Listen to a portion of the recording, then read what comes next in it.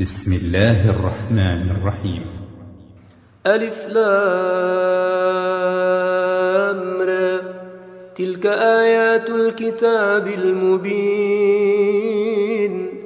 إنا أنزلناه قرآنا عربيا لعلكم تعقلون. نحن نقص عليك أحسن القصص بما أوحينا إليك هذا القرآن وإن كنت من قبله لمن الغافلين. إذ قال يوسف لأبيه يا أبت إني رأيت 11 كوكبا والشمس والقمر رأيتهم لي ساجدين. قال يا بني لا تقصص رؤياك على إخوتك فيكيدوا لك كيدا إن الشيطان للإنسان عدو مبين. وكذلك يجتبيك ربك ويعلمك من تاويل الأحاديث ويتم نعمته عليك وعلى آل يعقوب كما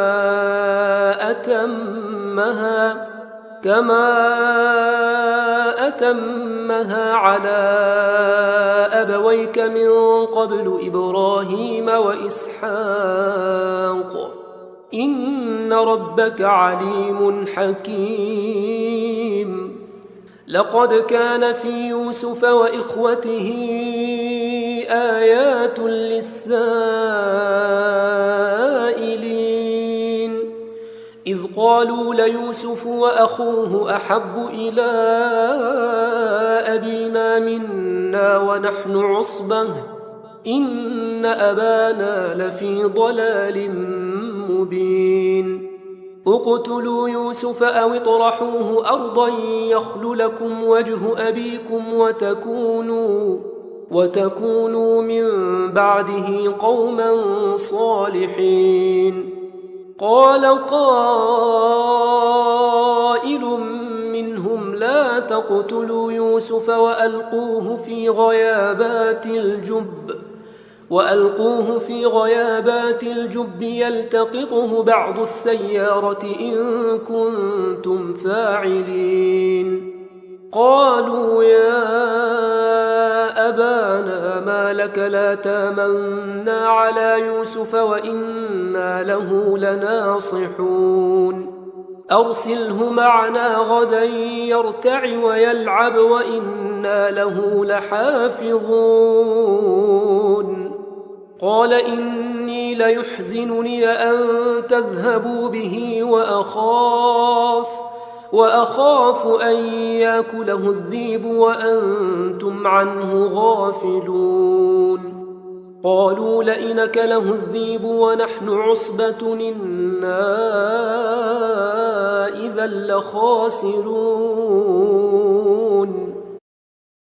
فلما ذهبوا به وأجمعوا أن يجعلوه في غيابات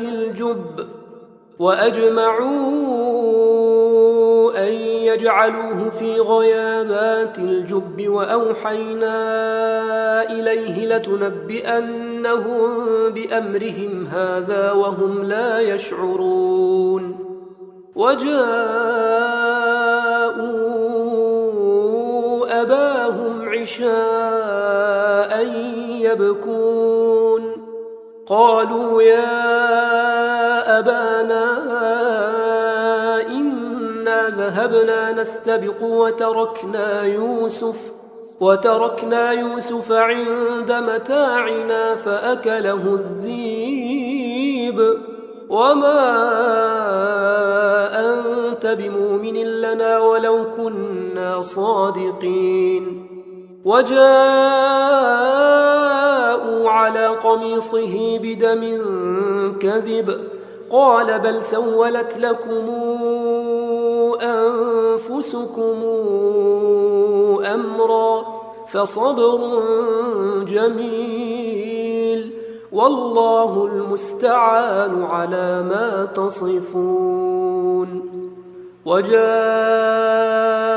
سيارة فأرسلوا واردهم فأدلى دلوه قال يا بشراي هذا غلام، وأسروه بضاعة والله عليم بما يعملون. وشروه بثمن بخس دراهم معدودة وكانوا فيه من الزاهدين. وقال الذي اشتراه من مصر لامرأته أكرمي مثواه عسى أن ينفعنا أو نتخذه ولدا. وكذلك مكنا ليوسف في الأرض ولنعلمه من تاويل الأحاديث، والله غالب على أمره ولكن أكثر الناس لا يعلمون. ولما بلغ أشده آتيناه حكما وعلما وكذلك نجزي المحسنين. وراودته التي هو في بيتها عن نفسه وغلقت الأبواب وقالت هيت لك، قال معاذ الله إنه ربي أحسن مثواي إنه لا يفلح الظالمون. ولقد همت به وهم بها لولا أن رأى برهان ربه كذلك لنصرف عنه السوء والفحشاء إنه من عبادنا المخلصين. واستبق الباب وقدت قميصه من دبر وألف يا سيدها لدى الباب. قالت ما جزاء من أراد بأهلك سوءا إلا أن يسجن أو عذاب أليم. قال هي راودتني عن نفسي وشهد شاهد من أهلها إن كان قميصه قد من قبل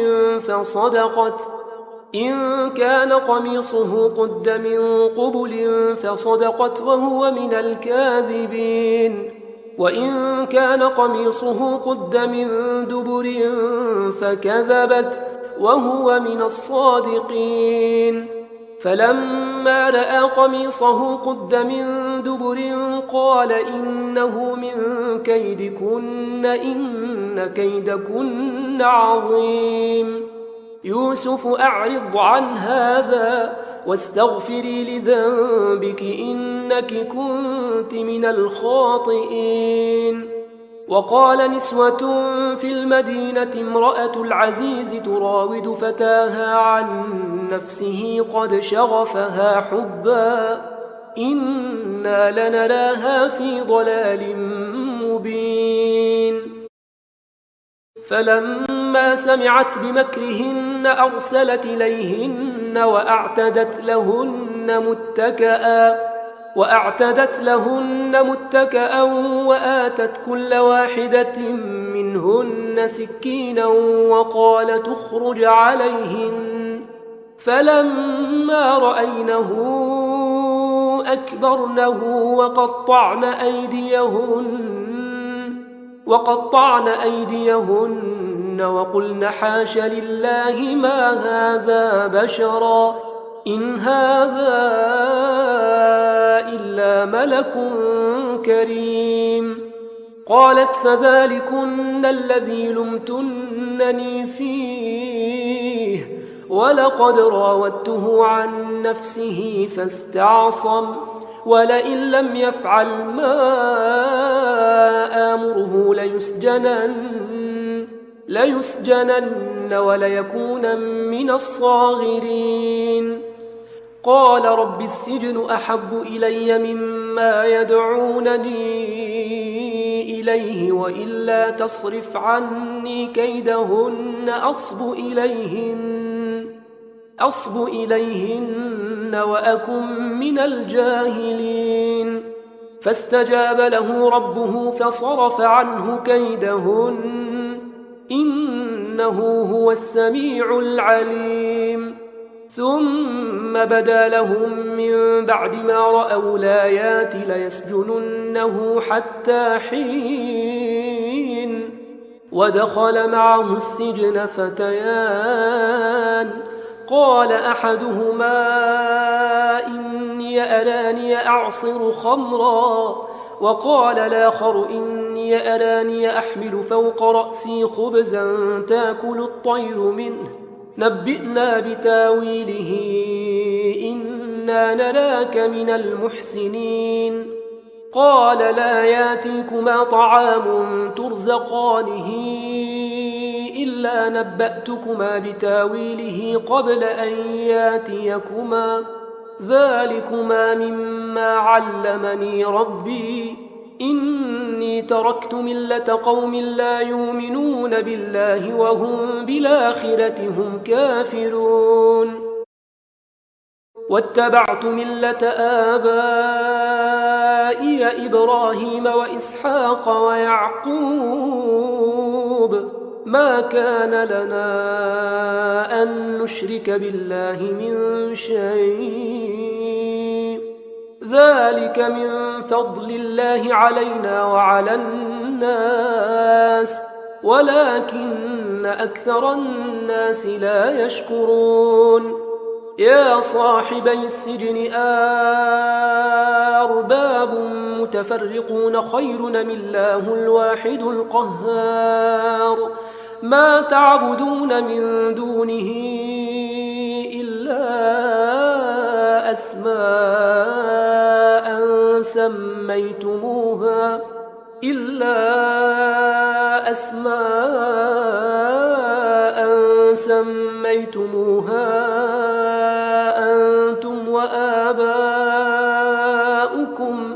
أنتم وآباؤكم ما أنزل الله بها من سلطان إن الحكم إلا لله أمر ألا تعبدوا إلا إياه ذلك الدين القيم ولكن أكثر الناس لا يعلمون. يا صاحبي السجن أما أحدكما فيسقي ربه خمرا وأما الآخر فيصلب فتاكل الطير من رأسه قضي الأمر الذي فيه تستفتيان. وقال للذي ظن أنه ناج منهما اذكرني عند ربك فأنساه الشيطان ذكر ربه فلبث في السجن 9 سنين. وقال الملك إني أرى 7 بقرات سمان يأكلهن 7 عجاف و7 سنبلات خضر وأخر يابسات يا أيها الملأ وافتوني في رؤياي إن كنتم للرؤيا تعبرون. قالوا أضغاث أحلام وما نحن بتاويل الأحلام بعالمين. وقال الذي نجا منهما وادكر بعد أمتنا أنبئكم بتاويله فأرسلون.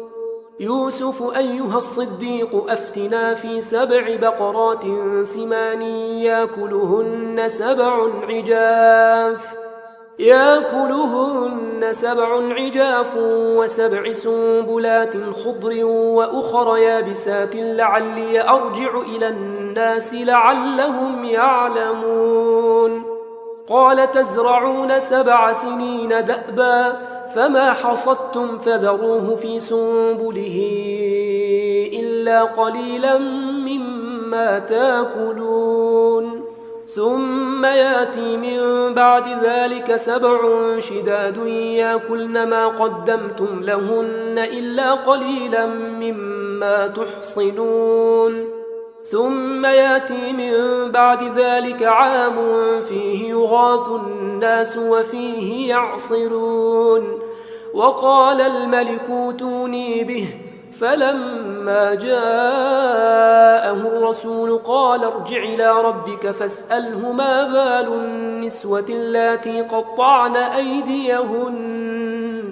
إن ربي بكيدهن عليم قال ما خطبكن إذ راوتن يوسف عن نفسه قلن حاش لله ما علمنا عليه من سوء قالت امرأة العزيز لا نحصحص الحق أنا راودته عن نفسه وإنه لمن الصادقين ذلك ليعلم أني لم أخنه بالغيب وأن الله لا يهدي كيد الخائنين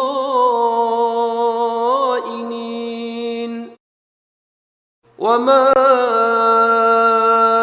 أبرئ نفسي إن النفس لأمارة بالسوء إلا ما رحم ربي إن ربي غفور رحيم وقال الملك ائتوني به أستخلصه لنفسي فلما كلمه قال إنك اليوم لدينا مكين أمين قال اجعلني على خزائن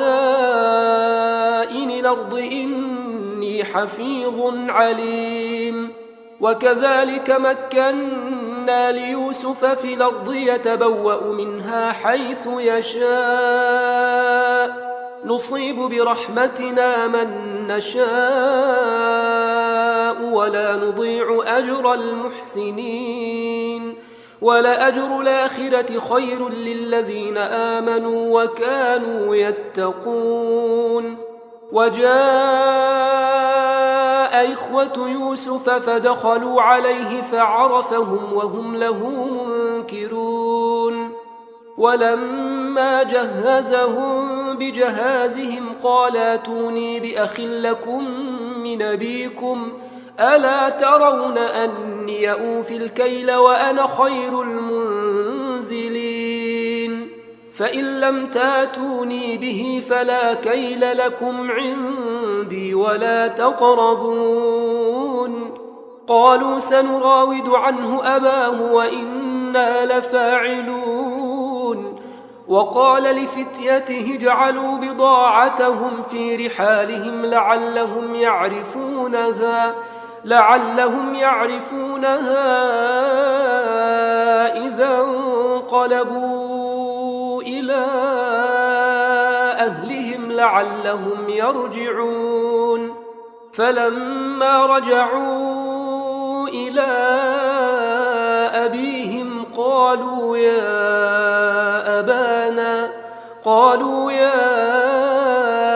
أبانا منع منا الكيل فأرسل معنا أخانا نكتل وإنا له لحافظون قال هل آمنكم عليه إلا كما أمنتكم على أخيه من قبل فالله خير حفظا وهو أرحم الراحمين ولما فتحوا متاعهم وجدوا بضاعتهم ردت إليهم قالوا يا أبانا ما نبغي هذه بضاعتنا ردت إلينا ونمير أهلنا ونحفظ أخانا ونزداد كيل بعير ذلك كيل يسير قال لنرسله معكم حتى توتون موثقا من الله لتاتونني به إلا أن يحاط بكم فلما آتوه موثقهم قال الله على ما نقول وكيل وقال يا بني لا تدخلوا من باب واحد وادخلوا من أبواب متفرقة وما أغني عنكم من الله من شيء إن الحكم إلا لله عليه توكلت وعليه فليتوكل المتوكلون ولما دخلوا من حيث أمرهم أبوهم ما كان يغني عنهم من الله من شيء إلا حاجة في نفس يعقوب قضاها وإنه لذو علم لما علمناه ولكن أكثر الناس لا يعلمون ولما دخلوا على يوسف آوى إليه أخاه قال إني أنا أخوك فلا تبتئس بما كانوا يعملون فلما جهزهم بجهازهم جعل السقاية في رحل أخيه ثم أذن مؤذن أيتها العير إنكم لسارقون قالوا وأقبلوا عليهم ماذا تفقدون قالوا نفقد صواع الملك ولمن جاء به حمل بعير وأنا به زعيم قالوا تالله لقد علمتم ما جئنا لنفسد في الأرض وما كنا سارقين قالوا فما جزاؤه إن كنتم كاذبين قالوا جزاؤه من وجد في رحله فهو جزاؤه كذلك نجزي الظالمين فبدأ بأوعيتهم قبل وعاء أخيه ثم استخرجها من وعاء أخيه كذلك كدنا ليوسف ما كان ليأخذ أخاه في دين الملك إلا أن يشاء الله نرفع درجات من نشاء وفوق كل ذي علم عليم قالوا إن يسرق فقد سرق أخ له من قبل فأسرها يوسف في نفسه ولم يبدها لهم قال أنتم شر مكانا والله أعلم بما تصفون قالوا يا أيها العزيز إن له أبا شيخا كبيرا فخذ حدنا مكانه إنا نراك من المحسنين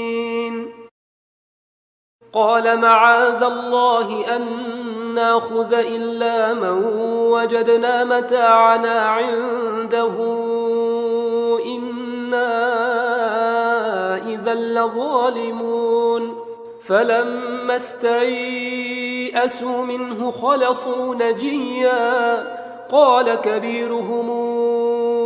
ألم تعلموا أن أباكم قد أخذ عليكم موثقا من الله ومن قبل ما فرطتم في يوسف فلنبرح الأرض حتى ياذن لي أبي أو يحكم الله لي وهو خير الحاكمين ارجعوا إلى أبيكم فقولوا يا أبانا إن ابنك سرق وما شهدنا إلا بما علمنا وما كنا للغيب حافظين واسأل القرية التي كنا فيها والعير التي أقبلنا فيها وإنا لصادقون قال بل سولت لكم أنفسكم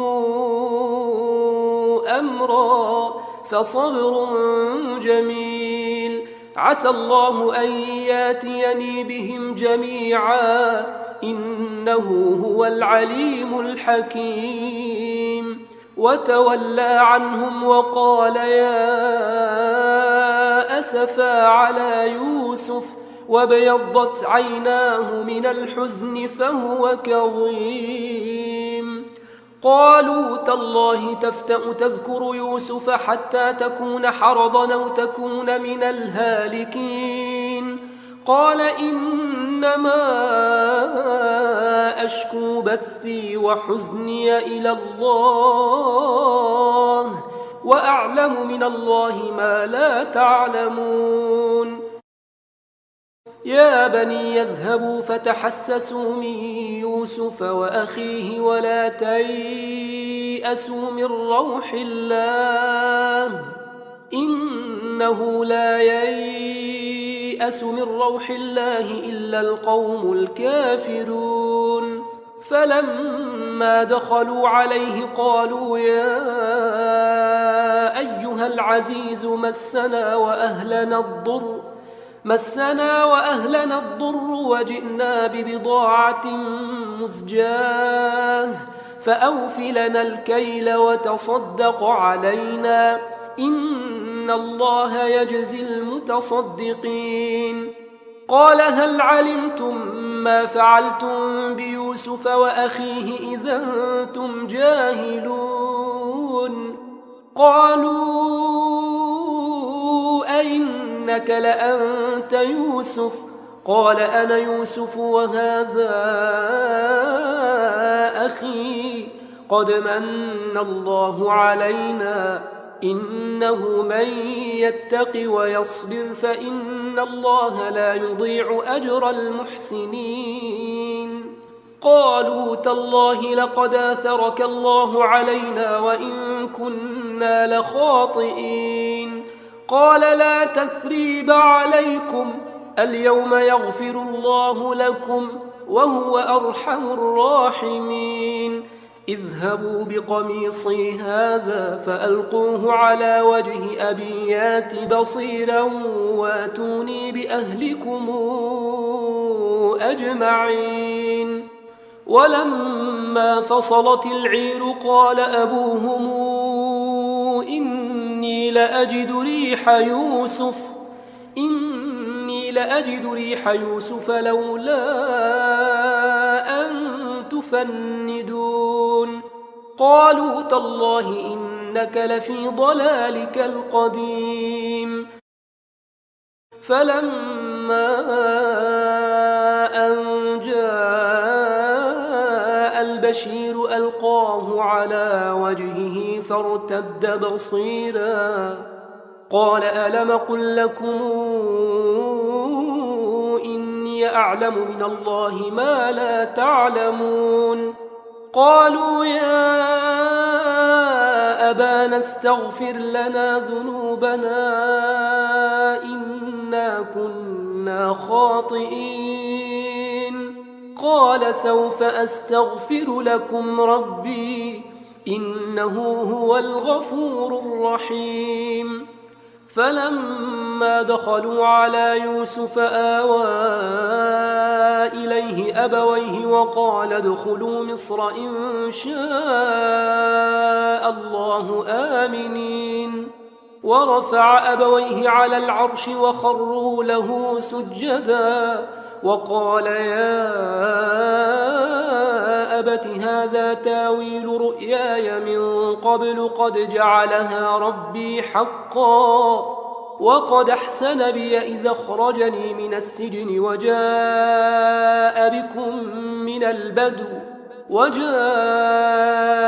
بكم من البدو من بعد أن نزغ الشيطان بيني وبين إخوتي إن ربي لطيف لما يشاء إنه هو العليم الحكيم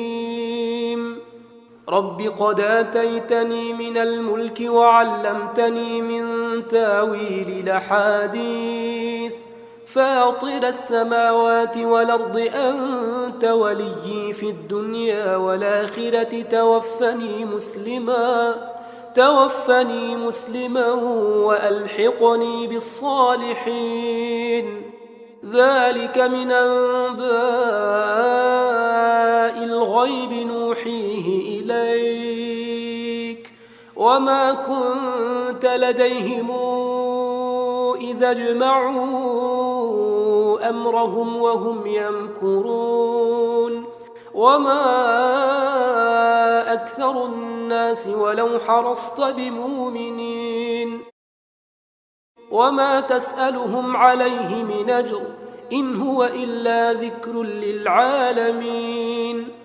وكأي من آية في السماوات والأرض يمرون عليها وهم عنها معرضون وما يؤمن أكثرهم بالله إلا وهم مشركون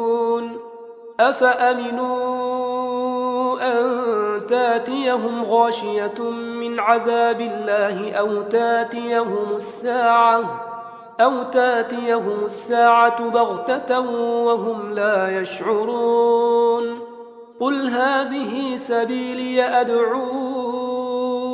إلى الله على بصيرة أنا ومن اتبعني وسبحان الله وما أنا من المشركين وما أرسلنا من قبلك إلا رجالا يوحى إليهم من أهل القرى أفلم يسيروا في الأرض فينظروا كيف كان عاقبة الذين من قبلهم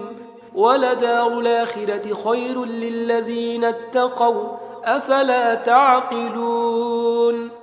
حتى إذا استيأس الرسل وظنوا أنهم قد كذبوا جاءهم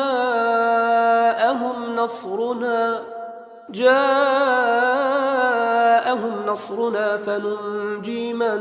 نشاء ولا يرد بأسنا عن القوم المجرمين لقد كان في قصصهم عبرة لأولي الألباب ما كان حديثا يفترى ولكن تصديق الذي بين يديه وتفصيل كل شيء وهدى ورحمة لقوم يؤمنون